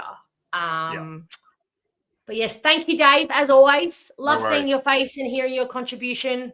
We'll talk soon. Good night. Can you hear me? I can hear you. Yes, we have Scott. Yes. Hallelujah. Some technical difficulties. Yeah, I've never been an IT wizard. I can. Don't ask me how I ever got a podcast up and running because IT was never my gift. Preaching to the choir. I am a creator with my hands, not with my brain so much, and definitely not on the tech side. But I am so lucky to have incredible friends, and one incredible friend in particular who has talked me through, step by step, like I am a child learning how to walk. But no, you have done incredibly well setting yours up. This is quite complicated, this setup, but talk to me. I don't know if you heard, but I was saying that on my walk down the street to get a coffee today, I was listening to your to the podcast, the Grant versus Scott debate, the great debate. And it was, I had a little giggle to myself. And I think I finished Team Scott, I think. That's always good to hear. Yeah, well, it's a regular occurrence with Paul Grant. Yeah, so look, it's an interesting one, isn't it? Because even tonight's selection, with Shield omitted. Look, I know El Hooley and Day Wicks are the outs, but I probably understand the Day Wicks one because I kind of do believe that sometimes it's good for them to get a taste of it, but it's also good for them to, if they're struggling a bit, to go into the VFL and say, hey, we've now got 2 games of footage for you. Here's the things to work on so next time when you come in. But I like the transitioning of what's happening this year. This is a much more different feel this year in Scott's 3rd year. In some ways, probably some fans would have hoped this was kind of last year with the transitioning to youth. But then again, we didn't have the draft of Clark and Kako and Archer Wicks and all these guys. So you can only debut what you can debut in some ways. True. But yeah, it's the funny part is I was even thinking today because there was a whole article about what if Merritt, you should consider leaving and all this and all kind of the week we've had, and I'm like, what? Okay, if we win dream time when we're warm favourites, and we should be with the 3 outs from the Tigers, you go, has ever any team where the media have all said we're bottom 6, been 6 and 4 and been panicking? Like I was just trying to think of my common sense of has that ever happened where a team is 6 and 4 if they beat the Tigers and the world has fallen all around us because of the Dogs game? And he's like Port haven't lost by 90 points this year to the Dogs. And then you're like, well, you got Horn Francis, you've got Butters, sorry, you've got more talented guys. Carlton, we would still be above Carlton. And you're like, well, okay, does Cripps want to leave Carlton? Should he leave Carlton with their no success? Do you know what shoots me about the Merritt? That Merritt argument. No one would hold it against Merritt if he left. Let me ask you a question, Chat and Scott. Is Merritt the only incredibly talented, wonderful, exceptional player who has ever gone through his career without winning a premiership or seeing success? Is he the only one? Because the way the media paint this story every time, and the one that comes to mind is Nick Riewoldt. You could say he made a grand final. To me, he is one of the players who I always think, man, Brendan Goddard, these types of players who are just as incredible as Merritt never got premierships. It is not uncommon that exceptional players don't get premierships, that go their whole career without getting success. Why is this only on Merritt so much? This is an article and a conversation that comes up all the time. The second we falter even a little bit, it's even, as you say, with Cripps, it's even backed off him, because why? Carlton were tipped for top 4 this year, and look how they're going. They're below us. Yeah, Annie, exactly, in the chat saying love Merritt, but he's not entitled to a premiership. Exactly. Facts, Annie, absolutely. He is not the only player, and he will not be the last that will retire without a premiership. No, I couldn't agree more. I mean, I've watched Gary Ablett Sr. In my generation. They're probably the greatest player I've ever seen play. Did he even win a premiership? No, he didn't even win a premiership. So I can't compute that in my head, Scott, because Geelong is so good. In my time, how did he not win a premiership at Geelong? So it's like, in fairness to him, he kicked 9 goals in a losing grand final. So it's not like he didn't try. So he did everything he could. He did everything. But look, it's some of the game's greatest players, Nathan Buckley. These guys. Someone says Matthew Pavlich. Exactly. I just can't. It's outrageous. No, exactly. And so I just feel like this whole week has been complete nothing. Like I don't know. Tell me what you think. I want to ask you a question because we both love Essendon passionately. with the week we've had, were you more assured of the club's stability after post Caroline and Hurdy, Little and all that? Because for me, I was like, okay, well, within 24 hours, I've got Brad Scott and Hurd next to each other. Full respect. Hey, we got to support Brad Scott. He's the guy. Next day, Merritt's talking to 5 captains, including Hurd. The club saying, bring it on. If anyone wants to challenge it, we're very stable. I came away actually from the week going, as bad as that loss was, at least as a club, I feel like, all right, that's our first little dig test. We came through it with pretty flying colours, I thought, just personally me. Yeah, I agree. And the thing that rings true to all that is Brad Scott is just unwaverable. He is so strong in where he sees, like, what is going to move him.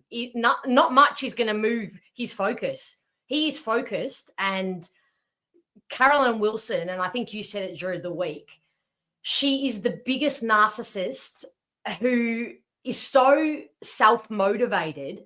There was no reason for her to go with that story. And as you say, within a day, it was shut down. And she caveated it by saying, I believe James Hurd wants to coach the Essendon Football Club again. But there was absolutely no need. And I just love how strong and in his conviction Brad was. It was almost like it was like a joke. He was taking it as if it was like a joke. His response was really, really strong and made me feel more secure in the fact that they are going all in on this approach and will not be moved by outside noises. Hey, Matt, how are you? So I did like that.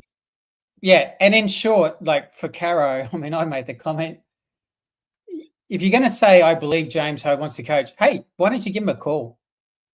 Because you would have got the answer within 5 seconds. Like, maybe I'm old school journalism, but isn't there a basic thing of like, well, call the coach? So let's clarify. Let's clarify what call actually. James in. Yeah, let's clarify what actually happened, Scott. So, do we think Paul Little? She's spoken to Paul Little, and Paul Little's made an offhand remark, and she's run with this. How did it even get born? How did the seed get planted for this story? Because James Hurd came out and said he hasn't spoken to Paul Little in months. So I don't get how she goes from how Paul Little can even insinuate something like that. Yeah, I mean, there's always been a few little whispers of some old school Essendon people not overly liking the Brad direction. And I think she's picked up on sort of feeding into that. And Paul Little, obviously, I mean, it's not even an overly bad quote in some ways. Paul Little will say, I think James Hurd could coach Essendon. But she's run with it on just a very vague comment of a person who doesn't work at the club. And I go like, you've got to do better than that. If you want to be known supposedly as one of the top journos in the footy business, you've got to be better than that, because that's just too vague. Yeah.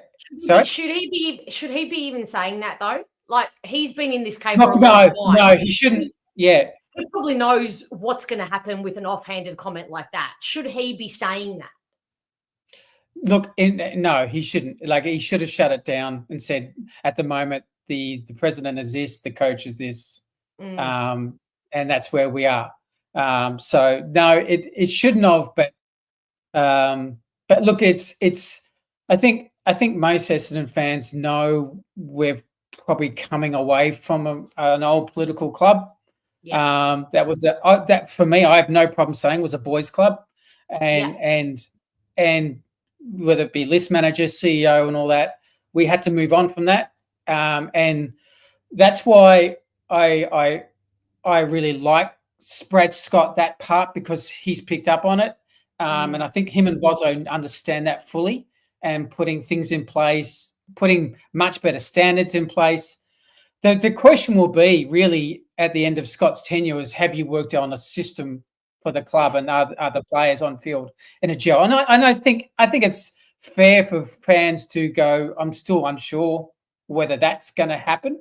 But as an overall structure of the club and how it wants to operate, it's quickly picking up where other 17 clubs, I think, are as far as just off-field habits. And like I'm still excited with the kids we recruited. I think we recruited some really, you'll see it in Angus Clark. He's a real competitor. Like he's got the Sam Durham gene. Who will take the game on, and that's what you want. You want the Colwells. You want to see the Durhams. You want to see the Clarks. You want to see the Archie Roberts with the feistiness. Caddy with his competitiveness. Kako is a lot of pressure. Yep, they all can improve, but it's a group overall that's played under 19 games basically that you're seeing coming through that are competitors, and you go, if we just keep building on that and then have your merits and you keep your really good senior players, then eventually hopefully good things happen because Jake on the fan cams on Saturday night made a really good point in terms of, so we've got those things chipping away. So we're working on the list. I can see a clear plan for the list, right? I can see what Matt Rose has got. I can see what they're trying to do. And I'm totally comfortable with that and I'm on board. The part that I think people are, and I'm not sure if you caught Jake, but his main thing was, is there a clear plan and, as you say, system and structure and strategy for the way this team plays? Is it in the realm that the club needs to get a strategist in for Brad Scott to help with that side of the game? Would he be open to something like that? Or do they think this is just going to evolve with better players? Yeah, and I think that's a fair point. I think that's just something that I think most fans are still struggling to see is what, in some ways, what are we trying to do?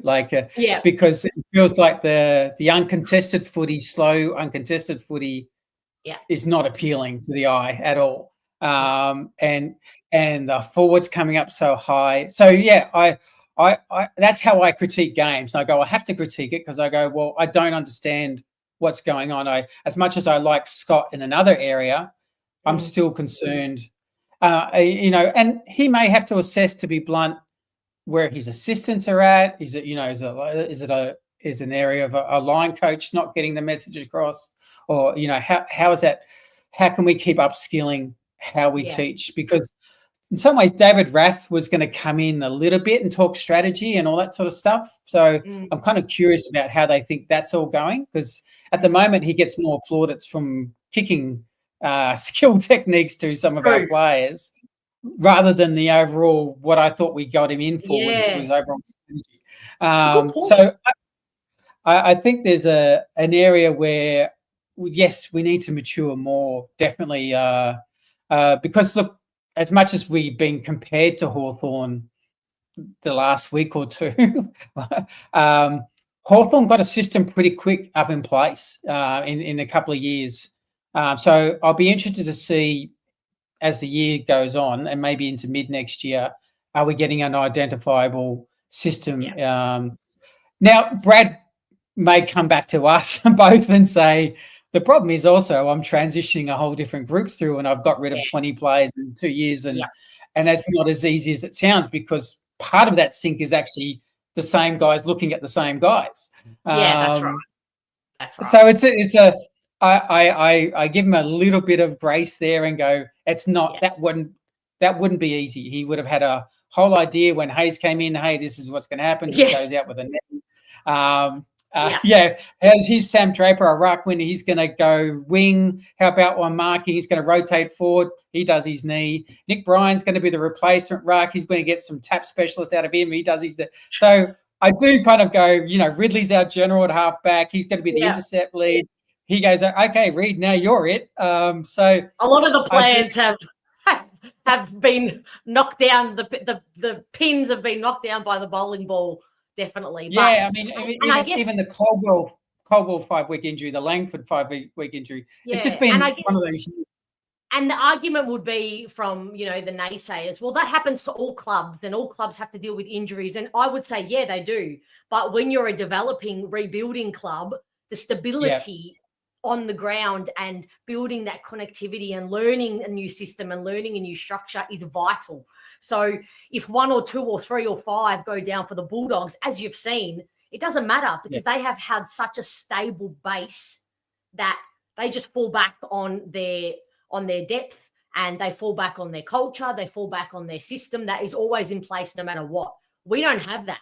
So when you're a young developing team, it's harder to, step up and compensate for all those big chunks out of your structure that disappear. Yeah, that's right. I mean, we've been playing probably on average the last 2 or 3 weeks, 15 players under 100 games, and 7 of those under 18 or 19 games. And think 7, you go, oh, that's only 7. That's a third almost of who's on the field. Yeah. So you think like the problem is systems break down of 3 or 4 breakdown, I think for us is where we both have our angst. I sense anyway. Is watching your Perkins on 80 games and seeing and Hobbs and seeing how they did Bailey Dale. And you're like, well, for me, it's like all week you would have been, all right, both of you would have had that kind of talk about this is what he does. He likes to handball receive. He likes to run on, get the handball again. And then you see the footage of them standing still once he handballs it and then going and then being reactive 2 seconds later going, oh, crap. Like and doing the fake chase. The fake chase, and he's already in the center of the ground. So they're the small things I go, that's why I have slight concerns. I'm going, all right, can we get a better stage of guys? But who is are that 80, down to player or coach? Probably you have to. I mean, you'd have to think a bit of both.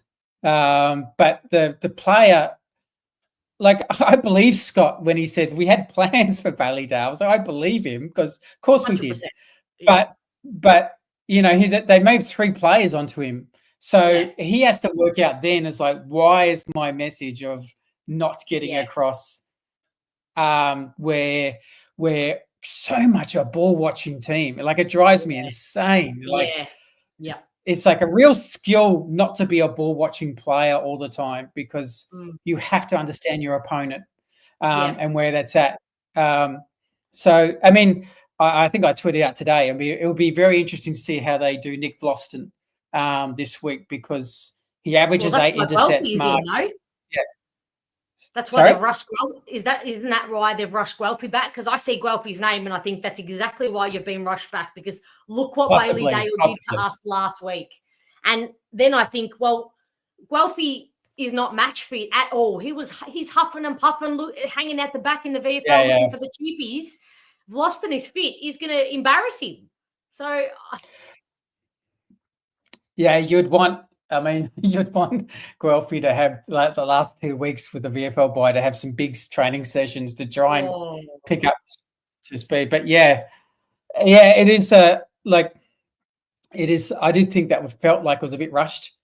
That one, I was like, from what I've seen, he did not look close to being able to run out. Now maybe he starts a sub, who knows, or maybe gets subbed out, who knows. But what's your prediction for the game? Honest prediction. Take your head out of it.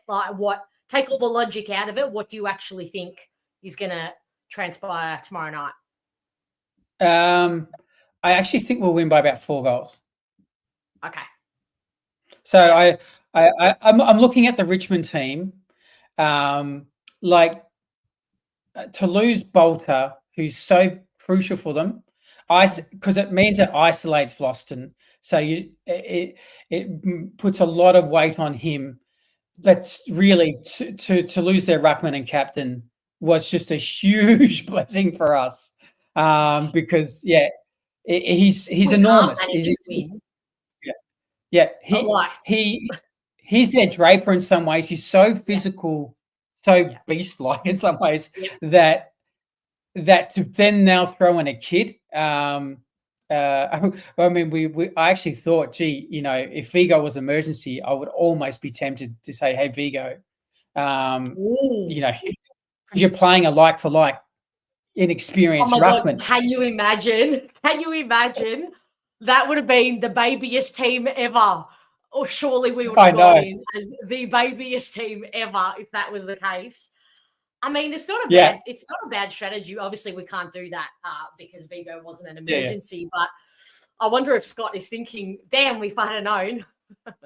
Well, when Vigo does play the AFL listed guys that are a bit younger, he's been playing really well against them. So that would actually have a bit of confidence but the Tom Lynch obviously being out as well, it's looking at their spine just got depleted.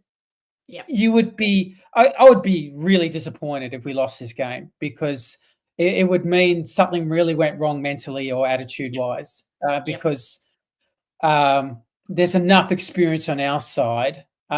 Yes, even with Guelphy and Gresham coming in, you go, well, there's no excuse. There's enough experience in this side to play. If you play a solid brand of football, then you should win this by 3 or 4 goals. That's my opinion. Yeah, I completely agree. I personally, I see it is if you just get the fundamentals right, tackle your absolute fucking heart out, hit every tackle you can, and there should be absolutely no way you can lose this game. Yeah, and especially with the Tigers having just a 5-day break, hit them hard in the first 15 minutes. Correct. Make it mentally exhausting to a young side. That's right, because you'll take the crowd out of it as well. They really feed off the crowd, this young group, and you'll take the crowd out of it. You'll put doubts in their mind, and you'll hold yourself. You'll get a bit of confidence in yourselves. So I think, I already thought this has got a Peter Wright game written all over it for me. Yes, good call, very good call. I mean, I do rate Ben Miller. He did a really good job on Harry. I think he was on Harry Mackay or Curnow, whoever was matched up on against Carlton. I do think he's really good. So he'll probably, but I don't think they're gonna be outnumbering 3-1 like the Bulldogs did on the weekend. Yeah. And look, if Langford can find some form, that would help us out. Because what do you think if we're swapping Langford and Laverty to try and? Do you think that's too? No, I mean, I selfishly probably want to get him into form because he would help out Caddy so much if he starts finding some form. Like he should be, he's been fairly consistent for 2 years. I know he had a slightly down, but he still kicked 43 and he's still second in our goal assists. He's really down on confidence, and I wonder if the soft tissue history is playing on him a bit, just mentally, just am I going to get injured kind of thing. I think my first instinct to that is you've got to be better, Kyle. You got to go out. Yeah, if it's playing on Zach Reed's mind, I can say, okay, I get it. You're a young kid, you're developing, you've had injuries, but it's not. Yeah. As a Langford, I think you could be right. I think somebody else said, I think it was Joe who said he's worried about his body. But my thing is, sorry, you have to be better. You have to be if that's the case, you need to be going and seeing a psychologist twice a week to try and help you with that. Yeah. You cannot be letting the team down in that department if it's that. Because if you are medically fit, then I need you to work on that, Kyle, and I need you to overcome that. I understand it's a mental thing. Exactly. And it's 3 games now, so there's no excuse. It's well, your body's past that initial test. So now we need. And look, there's no doubt, the midfield need to be better to our forwards. We have only kicked 37 points in the last 5 quarters total. Yeah, I know. Oh my God. But you know what? I think Richmond are matching us in terms of the averaging inside 50s this year. So I'm hoping it's not going to be like a shockingly boring turnover game where nobody's kicking goals and it's 3-17 versus 2-25. Historically, we have responded pretty well to a bad loss. I weirdly do believe this group has some decent pride and resilience. I know they played poor last week, but I think they're pretty. I think even their 5-4 results, even though they haven't played well almost all year, tells me that they're when it comes to the crunch, they do have a resilience within them as a group coming through. So I do expect us to be pretty sharp and on our game. And look, if Angus Clark runs a win and has 2 bounces and drills a pass, I'll be the happiest man, because that's what he can do. He can run and run and run. That's exciting, and he'll have a lot of territory to do it on the MCG. Exactly. Thank you so much, Scott, for jumping on. Always love chatting to you and seeing your face. We'll talk to you maybe tomorrow night after the game. Who knows what we'll be talking about, but hopefully a win. Thank you so much. See you. All right, catch you, Effie. Bye. Yes, Nazzy, you made me laugh by that. The change of scenery could inspire them. It could. That is a good point. Yes, tackle sticking lift the whole side. And if you coming like on get-go, the first siren, if you are starting with that, I reckon, as you say, it just sets the tone. Playing the kids will pay off big time, maybe sooner than some think. Yeah, I agree. Yep, definitely. We've got Zorko next week too, so he needs to get match fit fast. Great point, Scott. This is on Guelphy. Yes. Maybe Scott is thinking ahead. Definitely. Absolutely. Maybe this draft has been our best for decades. Year 1 for Matt Rosa. Yep. Completely agree. Completely agree on that. All right. Let's have a quick last prediction from Joe for tomorrow night. How's it looking? How are we, Fiona? Doing well? Yes, doing well for a Thursday night. How are you? Yeah, good. Really keen, really excited for this one. Jeez, Okay, good. Yeah. I'm feeling really optimistic about this, given all those big outs for the Tigers. I thought we were going to win regardless of all of these outs, but I think these outs really cement it. And last week was a different test for the boys. Can we come out and be aggressive against the side that no one anticipates that we would beat?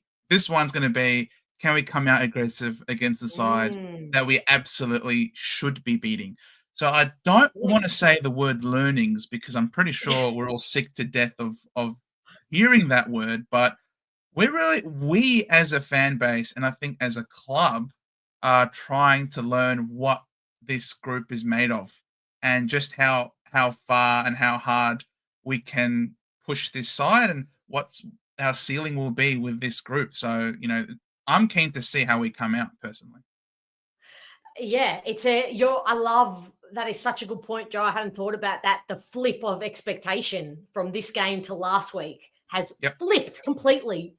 Last week, I felt mentally they failed the test, but you learn when you fail. That's the only way you learn. We all know this from our own life experiences.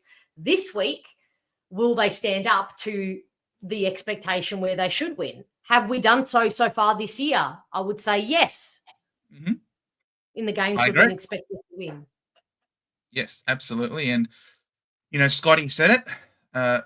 We have shown that we certainly are capable of bouncing back strong. Every time we've been beat pretty bad, we tend to come back the next week and try and make amends for it. We definitely don't like getting beat. And it's not something that, should be taken for granted, I suppose, that because if you get beat, it's really easy to drop your bundle, fall in a heap, and sort of be like, it's not our year. We're really not in it to win it this year. Let's just keep looking big picture and not try and win every single game. Of course, everyone's trying to win, but there's different levels of desire. Like, is it something that you will die if you don't win? And I think, or is it just something that, it sucks. It's not nice, And I think a lot of supporters have over the years felt like the players don't hurt when they lose because they see them laughing after a game and things like that. But I just feel like this group, it does. They do care, and they tried hard last week. It wasn't applied properly. Come out, mouth guards in, try hard over this training session, and I think they're going to come out breathing fire. Now, of course, do I like that Guelphy is in this week? No, not really. But look, he has to find his feet eventually, and maybe Brad's like, look, we have to win this game, and we need you in the side. This is the week for you to come in and against a weaker opposition to try and get some more of a touch up, get used to playing out on the big ground of the MCG, big supporter base, obviously big crowd.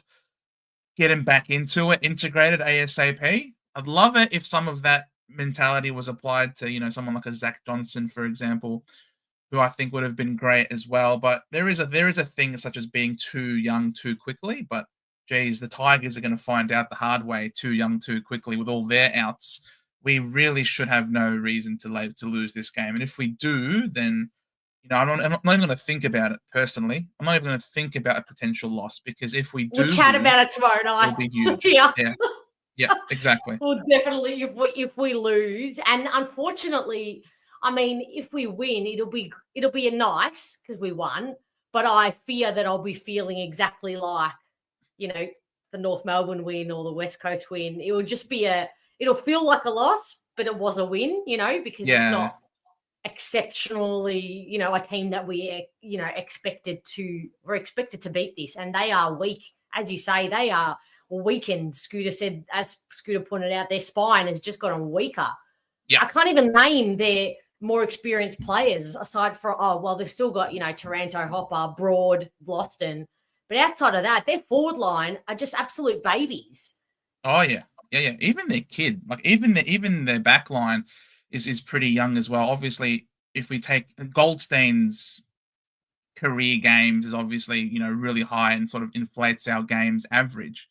But even if we take out Goldie, our games of experience compared to theirs, we on average have about 23 more games of experience per player. Like we basically have an extra season. Every one of our players on the field have basically an extra season on average compared to their players. So is that the averages after the teams have just come out now? Yes.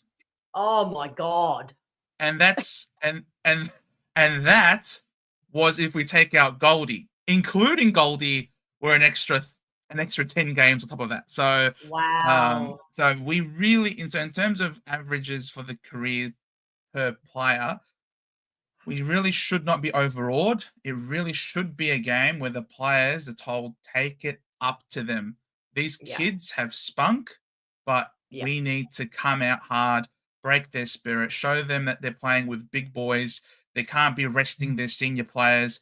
Be treated as if you were disrespected. Come out to the field and feel like you've been disrespected. All of these experienced players are out. Come out hard and beat them into the ground. Dream time? No. This is nightmare time for you, Richmond. That's what we need the players to come out. Not dream time, nightmare time. And then we win big. It's all about how we play. How we play and how we win. The mentality, go in with that energy. I love it. You need to get into the pre-game huddle, Joe. Don't think, just do. I don't know. Yeah, no, it's maybe all between the what ears. could have hurt getting just a rando from the rando supporter into the huddle who shows up on the fan cams and everyone just digs in the chat and is like, someone just said this guy needs horns. Like I love it. I absolutely love it. And I think it's a great way to end the team selection night. Thank you so much, Joe. Always a pleasure having you here. Hopefully see you tomorrow night. Hopefully we're not discussing a loss like we were last week because you were a breath of fresh air at the end of that night. So thank you so much again for your support, and I'll chat to you soon. Absolutely. Thanks, Fiona. Night all. Good night, Joe. How good was that? Oh, Anthony, I know. Way to put the boz on us. I know, but like far out. If we do lose that, I know Scooter and I just had a chat about that we're on the right track, but put your hand up if we lose, and you will think that we're fucked if we lose tomorrow night. Because I know mentally my head will go there. Logically, I know, but I think we're going to need it. We're all going to need a massive amount of alcohol for next Thursday night. And it's on a Thursday night, so we have like 4 football days to get through. That's not going to be fun at all. But 1 week at a time. If you haven't, Please, oh God, what is going on with my tech tonight? Please subscribe, hit the like button. If you're in the chat right now, please just hit that like bell. It just helps the channel out. It will help the future of the channel and getting more and more guests on, etc. I know you're probably getting sick of me. So if you like and subscribe and share with your friends and share the channel and share the love, it will help me open the door to more guests. We'll leave it there for this another team selection night. Thank you so much, everyone in the chat. You've been fabulous. I hope to see more of you jumping on and having a chat with me. None of you seem brave tonight, but Craig, thank you so much. But I have loved chatting with Scott, Dave, and Joe. Thank you again. I will see you tomorrow night. Everybody going to the game. Have a great time. And I'll see you tomorrow night, fan cams. Is it a 7:30 start? I think I've put the fan cams on for 10:30. So I will see you then. Everybody have a good night and enjoy the game tomorrow.